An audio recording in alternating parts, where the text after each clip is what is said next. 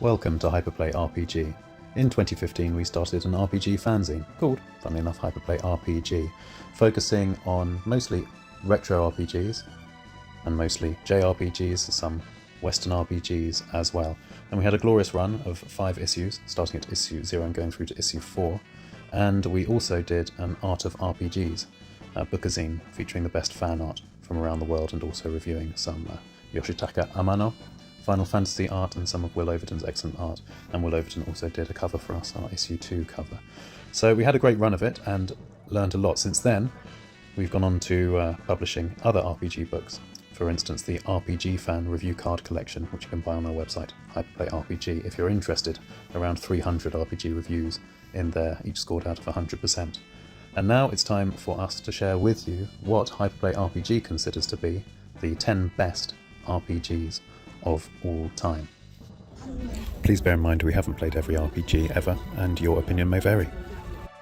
So grab your favourite potion and a bite of jerky to keep your HP topped up, because this is going to be a long but lovely ride through the history of RPGs. And there are going to be a few surprises. The first surprise is that this isn't a top 10 list, it's actually a top 15 RPG list, because we have 8 RPGs that have all scored 90%. And kicking off our list in joint 8th is Chrono Trigger. Surprised? A lot of people will be expecting this to be number 1 or number 2. And yes, it is a phenomenal game, and has definitely gained in popularity since its release in the mid-90s. And this may well be because of the DS iteration that came out, and the phenomenal popularity of the DS. Also, it's a relatively short RPG to complete, as you'll probably know. Now, in our reviews here, when we're telling you our scores, we're going to try to tell you something that you might not know about each game, because you probably already know that it was the original marriage between Square and Enix, Sakaguchi for Square, Toriyama, Dragon Ball Z fame, and also Yuji Horii from Enix, all getting together, forming a Dream Team collaboration to create this superb RPG. And you probably also know that this was one of the largest ever Super Famicom SNES carts produced at the time of its release, and a lot of that power went on the phenomenal graphics that you can see right now, as well as the phenomenal soundtrack by the legendary Yasunori Mitsuda, who at that time was just starting out but has since gone on to doing the Xenoblade games and more recently Sea of Stars as well. But what you probably didn't know was that Chrono Trigger was going to be on the SNES CD-ROM peripheral that never saw the light of day and would eventually, in some ways, go on to actually be the Sony PlayStation. But before they knew that, the Dream Team, in particular Toriyama, started working on a game called Maru Island, which was going to be Chrono Trigger, and he produced some phenomenal artwork that has never seen the light of day. He produced reams of it, but as soon as the Super NES CD-ROM peripheral was cancelled, so too was his artwork, as you can see in the article shown on screen now. Somewhere out there must be rare sketches and illustrations for the characters for Maru Island that should have been Chrono Trigger, but ended up splitting into Chrono Trigger and Secret of Mana, which would of course explain the similarity between the two main characters in Secret of Mana and Chrono Trigger. So why does Chrono Trigger only score 90%? First of all, because we're pretty strict, as you'll see from some of the games that didn't make this list, which we'll mention at the end. But second of all, we completely agree with UK magazine Superplay. In their review at the time, Superplay compared Final Fantasy VI's hardback epic to Chrono Trigger's paperback adventure, and we have to agree. Chrono Trigger is bright, colourful and breezy, with characters who don't really have a huge amount of personal skin in the game when it comes to their quest to save the world, whereas in Final Fantasy VI it's a bit darker, grittier, moodier, and very much have a vested interest in the task ahead. That's in no way to diminish or to deny Chrono Trigger's time-travelling excellence, but there's just more flesh on the bones when it comes to Final Fantasy VI. Where we would differ with Superplay, however, is in that score with regard to the game's sound. 85% for the music alone is ludicrously low. Chrono Trigger's OST is up there with the greatest of all time, without question. So yes, as a final word on the eternal debate as to which is better, Final Fantasy VI or Chrono Trigger, you could say Final Fantasy VI is the hardback epic against Chrono Trigger's paperback adventure, or, for all you hard rock lovers out there, Final Fantasy VI is the Led Zeppelin to Chrono Trigger's Them Crooked Vultures. Chrono Trigger stands apart as sublime art made by a supergroup, which, while excellent in its own right, doesn't quite scale the heights of its monumental forebear, Final Fantasy VI. So, just the 90% from us. Okay, that took quite a long time. Let's move along quickly to the next one on our list, which is also joint 8th, scoring 90%, and that is Xenogears on PS1. What can be said about Xenogears? Well, quite a lot apparently. It's the kind of RPG where reviews can take up to 3 hours on YouTube. Or in our former life as a printed fanzine, in our issue 3, we dedicated a full 16 pages to this masterpiece. And if ever an RPG was worthy of such close examination, it's this PS1 effort by Squaresoft. And what an effort it is! The story alone stands up there with the very best that science fiction has to offer. Because Xenogears stands up there with the titans of the sci-fi genre, whether that's War of the Worlds, 2001 Space Odyssey, any novel you care to mention by Philip K. Dick, Asimov, Xenogears holds its head up high in that company. Indeed, Xenogears' monumental tale derives a lot of influence from those classics, but is very much its own thing at the same time. As we said in our review, when we scored it 90%, Xenogears absolutely demands to be played for its story alone. And yet, as amazing as the story is, there's more to Xenogears than just one of the most magnificent science fiction tales ever told.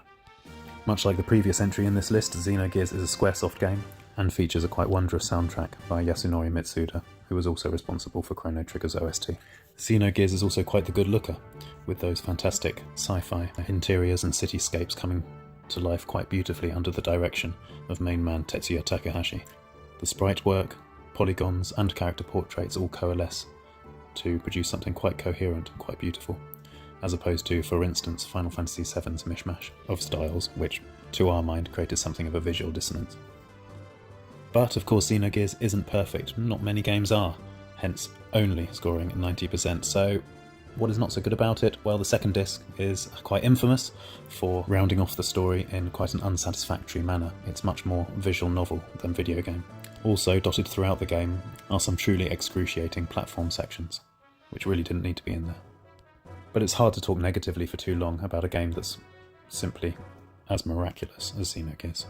And the bit of extra information we can give you about Xenogears is that it is also the subject of one of the greatest video game books ever written, if not the greatest video game book ever written, called Xenogears Perfect Works, a 306 A4 page, or C4 if you're in the States, beauty of a book. Xenogears Perfect Works is chock full of amazing art and history, covering the entire scope of the Xenogears timeline, and bearing in mind Xenogears was originally intended to be episode 5 of 6 episodes in the Xenogears saga. Xenosaga fans, please excuse the pun. Then you can start to imagine just how in-depth Xenogears Perfect Works goes. Now, we said Xenogears Perfect Works was only released in Japan officially, and that is correct. What you may not know is that we at Hyperplay RPG can help you get hold of an English fan-translated copy of Xenogears Perfect Works, as shown here, displayed here by Happy Console Gamer.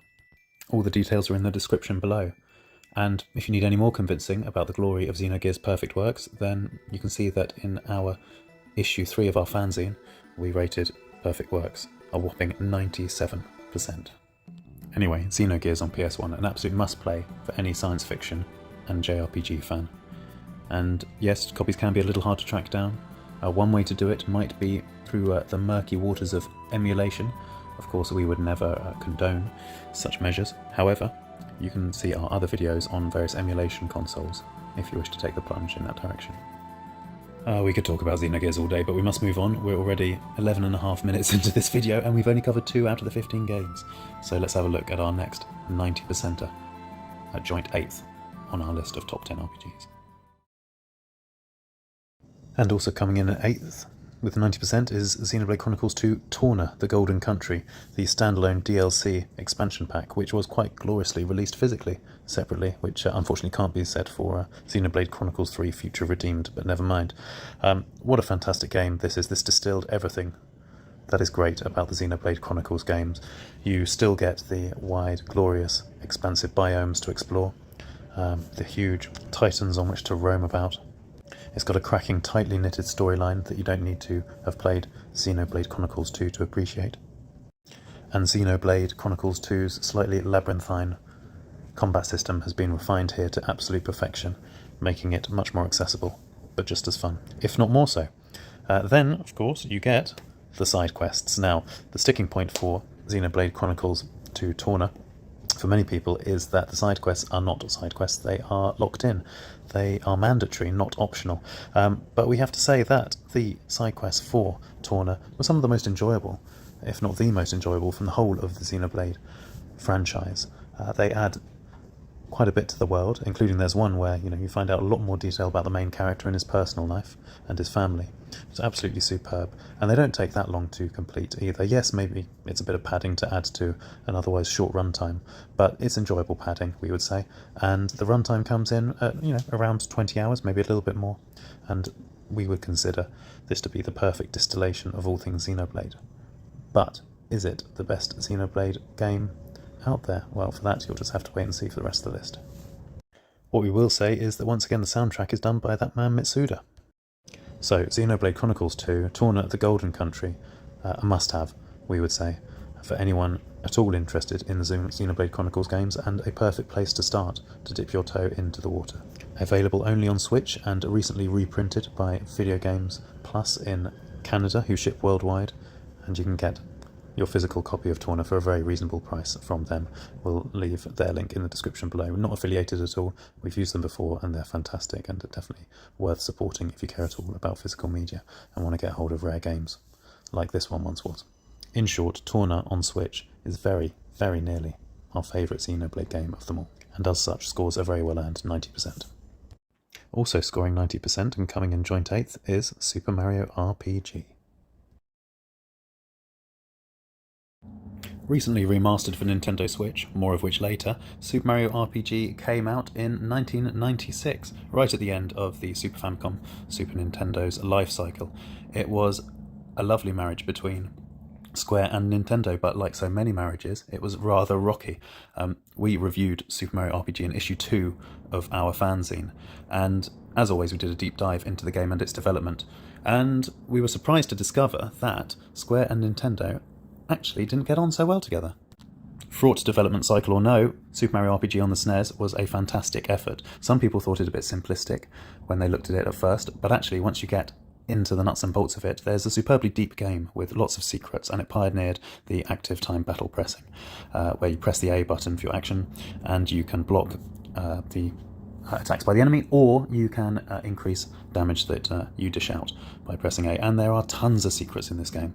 Secrets that when we were writing our review back in about 2017-2018 were still being discovered. And the SNES version of Super Mario RPG was actually a lot more complex than a lot of people thought. In fact, it could be as hard or as easy as you wanted it to be, depending on how many treasures you wanted to eke out, whether you wanted to take on hidden boss Kulex, which was an awesome nod to the Final Fantasy Crystal games.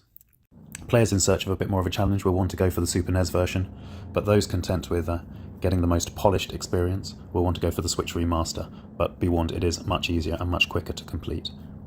So much so that Eric Landon on YouTube recently included it in a list of games that were far too short and should have been longer. But whichever way you jump to it, Super Mario RPG is a very worthwhile experience, and is well worth the 90% that we scored it in issue 2 of Hyperplay RPG, which coincidentally is the only issue of Hyperplay still available for sale, although we're running very short on copies. It comes complete with a wraparound Secret of Mana 2 cover, Seiken Densetsu 3, done by the legendary Will Overton, and also contains reviews of Terranigma, as well as the aforementioned Secret of Mana 2. So do seek it out if you're interested in SNES RPGs at all.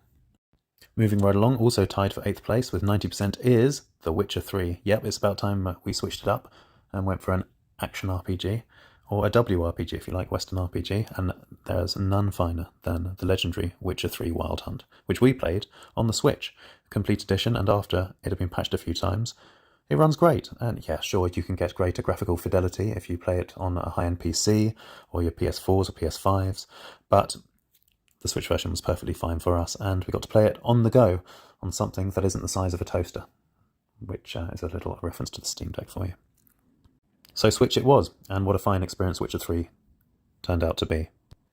Now, we're turn-based JRPG gamers by trade, but we found we couldn't resist the open world on offer in The Witcher 3, with superb stories, graphics, and adventuring, and yeah, a little bit scary for those of a more gentle disposition, but we did manage to create ourselves a build whereby Geralt was pretty much invincible, provided we threw a couple of punches to increase our aggression. We found that Geralt couldn't be beaten, so this is another game that you can play the way you want to. It can be as hard or as easy as you want it to be, depending on which build and which quests you go for. We can also heartily recommend the complete collector's edition on the Switch. It's fantastic and comes with a lovely map and all the DLC on the cartridge too. We can also recommend Switch Player Fanzine, which did a fantastic review of The Witcher 3 when it came out back in the day. And there aren't many Nintendo Switch magazines around, and based in the UK, Switch Player is fantastic and has just made a glorious comeback. After a year off, they've released their newest issue. So yeah, recommend Witcher 3 on the Switch, recommend Switch Player magazine too.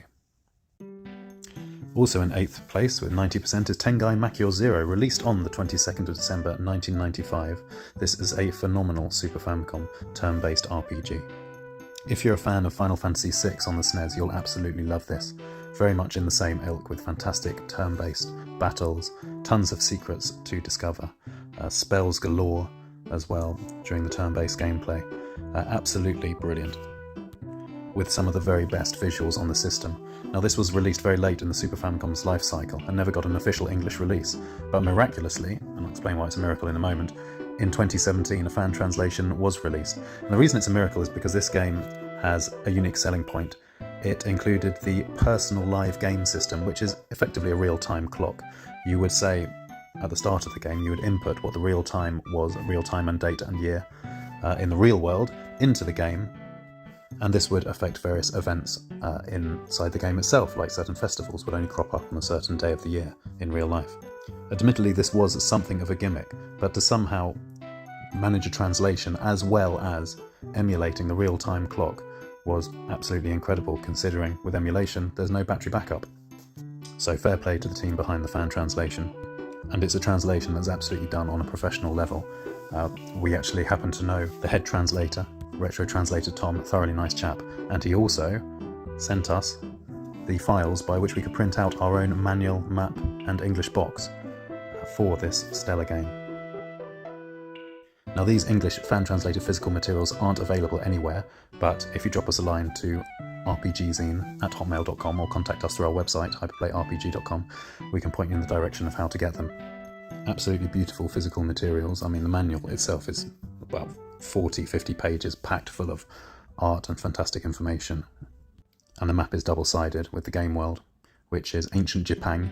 The idea is that it's an ancient Western traveller's impression of Japan.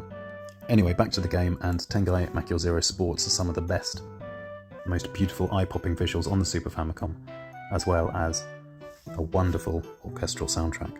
With tight gameplay and dungeons that don't overstay their welcome, we heartily recommend Tengai Makyur Zero to anyone who loves old-school turn-based RPGs.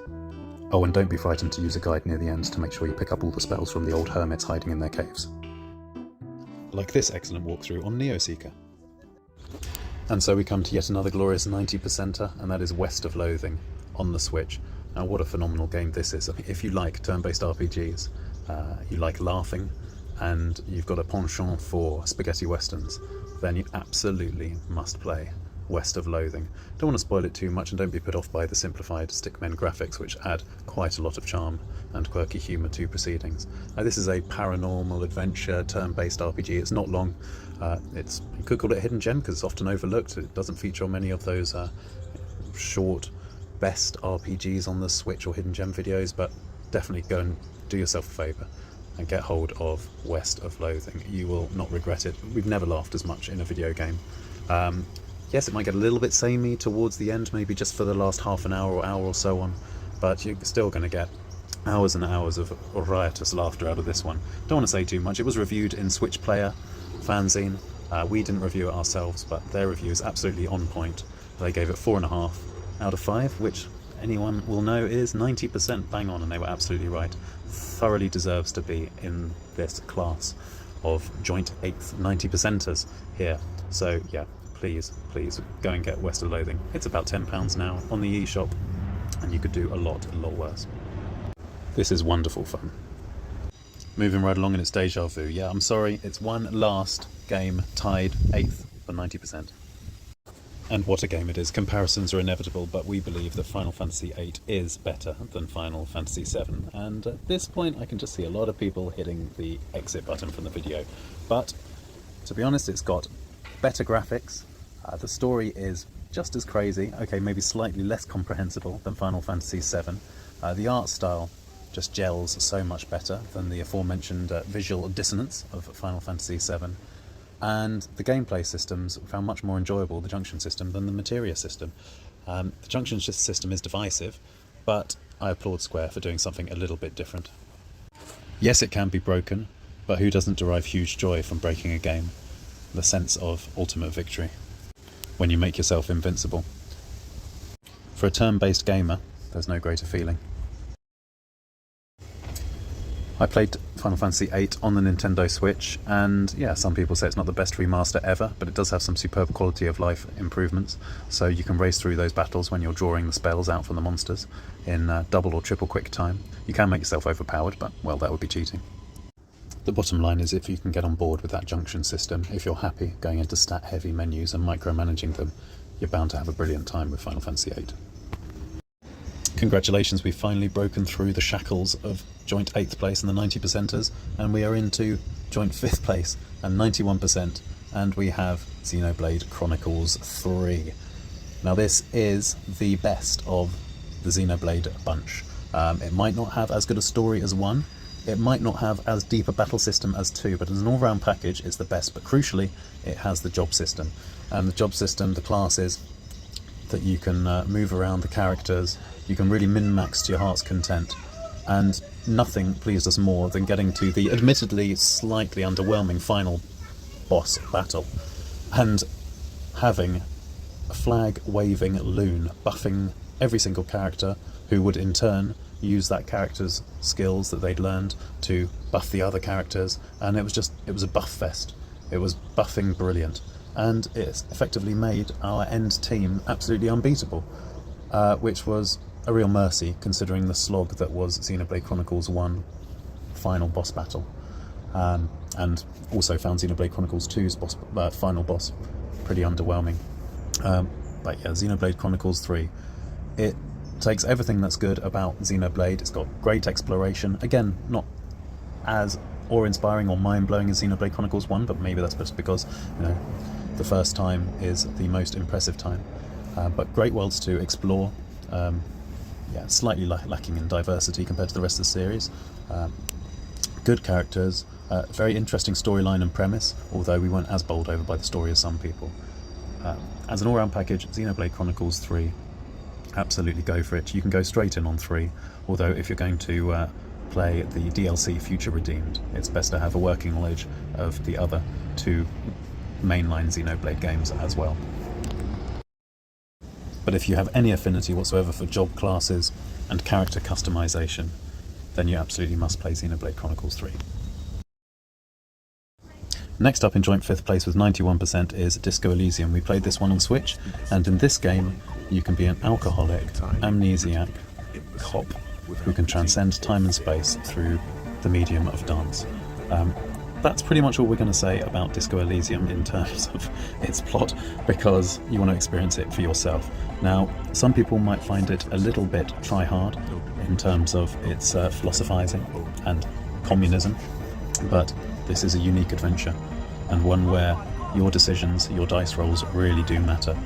And what we would say is the talking voice inside your head, the narrator, is superbly mellifluous, and the one time that the voice inside your head truly breaks ranks is if you get hold of your necktie and equip it. And we would say absolutely do that as the first thing you do in the hotel room. Grab that necktie and equip it, and you will be in for another hilarious ride. Again, as much laughing as we've ever done in an RPG this side of West of Loathing. And one final point, once you've completed the game, go back and look at that title screen. And if you don't get it, then go and Google why that's important, and you'll be thankful you did. We didn't notice after we'd finished playing, but we're glad that we stumbled across the relevance of that title screen in the final analysis. Disco Elysium then, truly one of a kind, and absolutely fine to play on Switch. Ranked joint 5th, 91% on our top RPGs list, the majestic Final Fantasy X. Played this on Switch, the HD remastered version, and it is absolutely stunning. And we're pretty sure if you went back to the PS2 version now, you'd find it thoroughly beautiful as well. The colours are vibrant, the world is dreamlike, and it's a fantastic story with very tight gameplay. Some of the best JRPG turn-based gameplay, particularly because you can swap all of your party members in or out as you wish and use the full power of your roster, which feels absolutely fantastic. It's got beautiful summons that never get dull to watch, and of course with the HD remaster you get all those quality of life bonuses as well. People say that Final Fantasy XIII is linear, a corridor game, and you can actually level the same criticism at Final Fantasy X. It does a lot of window dressing, but essentially this is a linear point A to B to C game. But in the finest Final Fantasy tradition, there's so much to do, so much to explore, a great story. There is a very tricky boss spike halfway up a snowy mountain. The difficulty is off the scale. You really have to get to grips with the systems, and it does force you to do that. And then thereafter you're better equipped for all the battles ahead. Curious ending, we would say. The last battle is something of a non-event, and the ending raises more questions than provides answers. But you can't fault Final Fantasy X. It is a quintessential JRPG experience, and highly recommended whichever platform you choose. Yes, Final Fantasy X, the laughing scene became a meme, and whilst James Arnold Taylor's voice work for Tidus is truly excruciating, the actual laughter in that scene is absolutely appropriate because it was supposed to be entirely awkward and a forced pretend laugh. If you can get past Ratchet of Ratchet and Clank's dreadful voiceover, then there's so much to enjoy in this dreamlike distant world, and Final Fantasy X is a must-play for any fan of the genre. There's an ethereal beauty to Final Fantasy X that's not to be missed. Which leads us nicely into our top 3. And of course in our top 3 there are 4 games. The first of which, joint third 92%, Panzer Dragoon Saga. The rare as hen's teeth Sega Saturn game. Now we played this through original hardware using a pseudo Saturn emulation cartridge. And thanks to companies like Ambernic and so on, there are many ways now to play Panzer Dragoon Saga via emulation if you want to go chartering those murky waters. And a quick word to say that if you do, we've got plenty of videos on Chinese emulation handhelds, which work very nicely for Sega Saturn. Anyway, back to Azel Panzer Dragoon RPG, which is what it was called in Japan, or Panzer Dragoon Saga to us. And this is the most soulful game I've ever played. Indeed, the main character here is a bright soul drifting on the breeze, taking flight on wings of wind, or, more precisely, a dragon. The flying mechanics are superb, the turn-based battle system is novel in terms of the way you can position yourself, and the post-apocalyptic world is intriguing, packed with monsters and utterly desolate. In fact, although it spans 4 discs, Panzer Dragoon Saga is another short RPG and can be completed in under 25 hours. The vast amount of time you'll be up in the sky, and what a joy it is. But when you get down to the ground, the camps are few and far between. And though that's in perfect keeping with the overall theme of the game, we would have loved a bit more backstory and world building, and some more vibrant locales. In fact, if you took the breadth and scope of Final Fantasy VII's world and transposed it into Panzer Dragoon Saga, there's no question you would have the perfect JRPG. Panzer Dragoon Saga makes a mockery of Saturn's well-reported poor performance when it comes to 3D. The visuals are luscious, the soundtrack is out of this world, and the gameplay, refined through those previous Panzer Dragoon games, has been tightened and honed to within an inch of its whatevers. This very slightly flawed masterpiece ekes out every single ounce of power from the ancient Sega Saturn.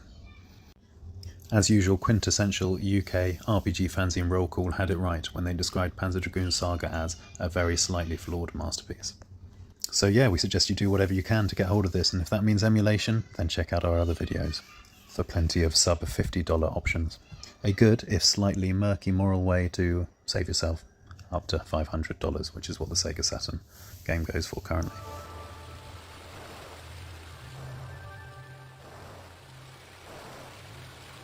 And tied with Panzer Dragoon Saga in third place with 92% is none other than Final Fantasy V.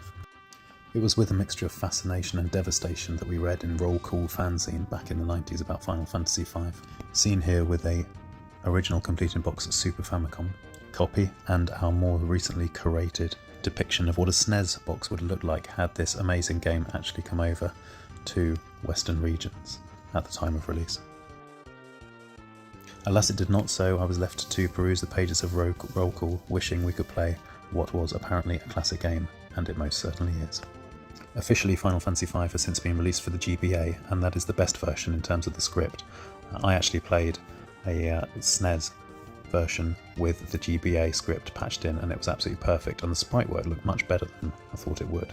And maybe that's because there was some extra touching up, and we used romhacking.net to get the patch for the GBA script. Sadly, romhacking.net might be going the way of the dodo these days, but that's another story.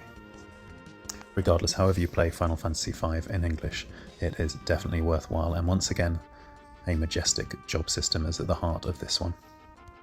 Now, the Final Fantasy battle systems, up until the more recent iterations at least, were the work of one Hiroyuki Ito, an incredibly talented programmer at Square who's been there since the original Final Fantasy, and it's thanks to him that we had the active time battle system that came in with Final Fantasy IV, the job system in Final Fantasy V. He sorted out the Espers and some character development in Final Fantasy VI, and he was also involved with Final Fantasy VIII's junction system, very much at the head of it, although he then went on to work on Final Fantasy IX, and someone else came in and implemented the controversial draw system in Final Fantasy VIII. Anyway, that's Hiroyuki Ito at Square, an absolute genius. But there's much more to Final Fantasy V than a job system that was way ahead of its time. Yes, that is the principal draw and makes the game incredibly fun to play from a gameplay point of view. But the story, whilst largely derided as rote or pretty standard for JRPG fare, is actually very humorous. Another game that's quite funny that's on this list. And certainly the GBA script brings out that humour to the max. There are some great characters in Final Fantasy V too. Pink-haired Faris, who you can see there, is a character way ahead of their time. Thoroughly enjoyed Faris's character arc. Once again, Nobuo Uematsu's soundtrack is absolutely brilliant. Hugely evocative and atmospheric as always. Throughout this video we've been quite happy to slag off one Final Fantasy in preference of another, so let's do it again. Final Fantasy V is much better than Final Fantasy IV.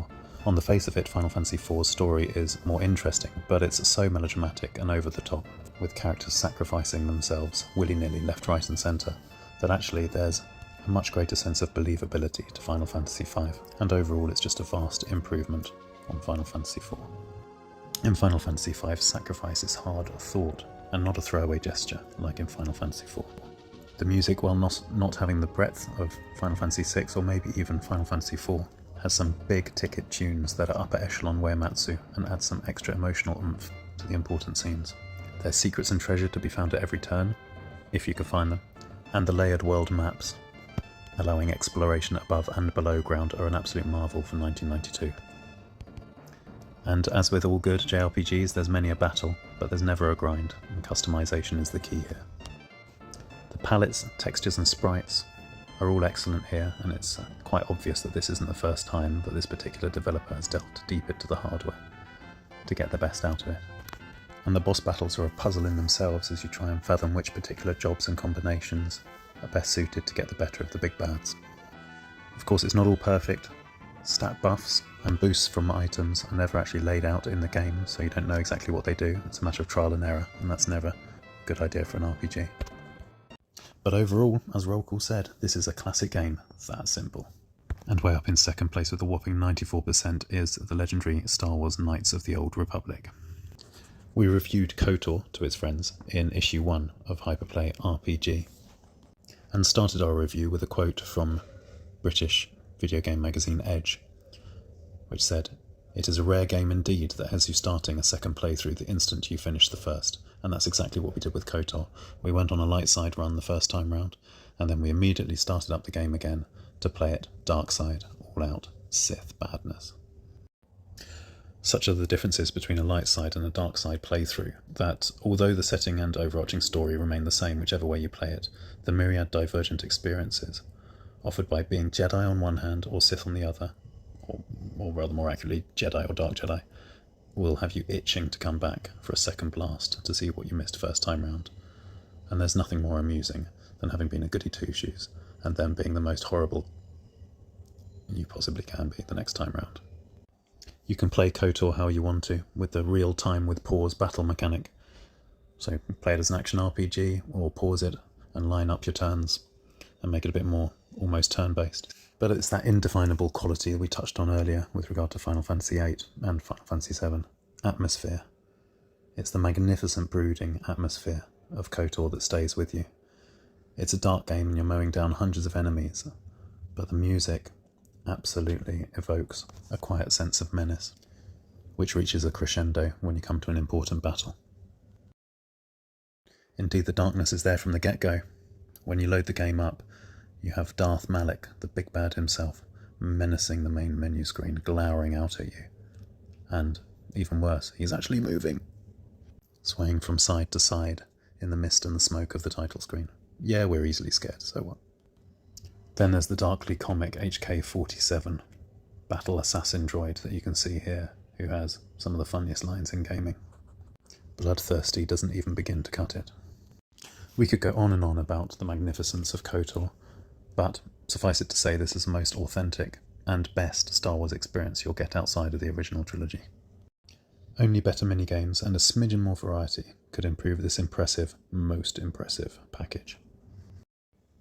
Play and play again. And so we come to it at last, number 1 on our top 10, or was it top 15 RPGs. Thank you for sticking with us. I hope you've enjoyed it. And in a surprise to no one, the winner is Final Fantasy VI. I feel like I've been talking all video about Final Fantasy VI, and that's because it is the best RPG ever. In our review in issue 0, our flagship issue, we gave it 96% and described it as immense. Best game ever, ? And in the 9 years since we published issue 0 in 2015, nothing has come close to beating it. You probably already know about Final Fantasy VI's ensemble cast. It's half and half plot with the big twist in the middle. What we can say is that Final Fantasy VI does something that no game before or since has ever done, because coursing through the Final Fantasy VI experience, and we do consider it an experience more than just a game, it is truly a work of art, is something the Japanese call aware, spelled A-W-A-R-E, like aware, but pronounced aware. Aware is the aesthetic the Japanese prize the most. It is something that can be defined as a combination of beauty and sadness. But what the word really encapsulates is the intense feeling of joy, entwined with an innate appreciation of loss, a keen but indeterminate sense that one day all things, no matter how delightful, must pass. And that is the essence of existence, and that is the essence of Final Fantasy VI. Everything comes together: the music, the plot, the characters, even the pixel-perfect exquisiteness of the characters, whether that's the sprite work or Amano's superb magical artwork on which the sprites are based. It all comes together in the quintessential audio-visual representation of the Japanese aesthetic aware. Final Fantasy VI is not perfect, but what game is? It starts a bit slowly. There are glitches that, through the cunning use of spells, can destroy almost any creature you're up against, no matter how powerful. There's another glitch that renders a key character's special move completely redundant and almost breaks the game, but in a bad way. Those have been patched out in more recent releases, and you could argue that the Esper system, the means by which to learn spells and summon Final Fantasy VI's divine beasts, is somewhat clunky and unwieldy. But this is a rich, engaging game that, after the initial slow start, goes from pace to pace, with a fully rounded tale of love, loss, war, family, friendship, romance, power, death, duplicity, desolation, opulence, poverty, hope, fear, control, madness, identity, existentialism, fun, humour, and ultimately, the joy of life. Final Fantasy VI is a classic, a true work of art, and deserves to be held in the highest esteem. When the long overdue time comes that video games are properly revered in modern culture, Final Fantasy VI will be acclaimed as a masterpiece, up there with the very best art and film of the last 25 years and maybe even beyond. Thank you very much for watching, and if you like this, please subscribe for more soon. Take care, and happy gaming.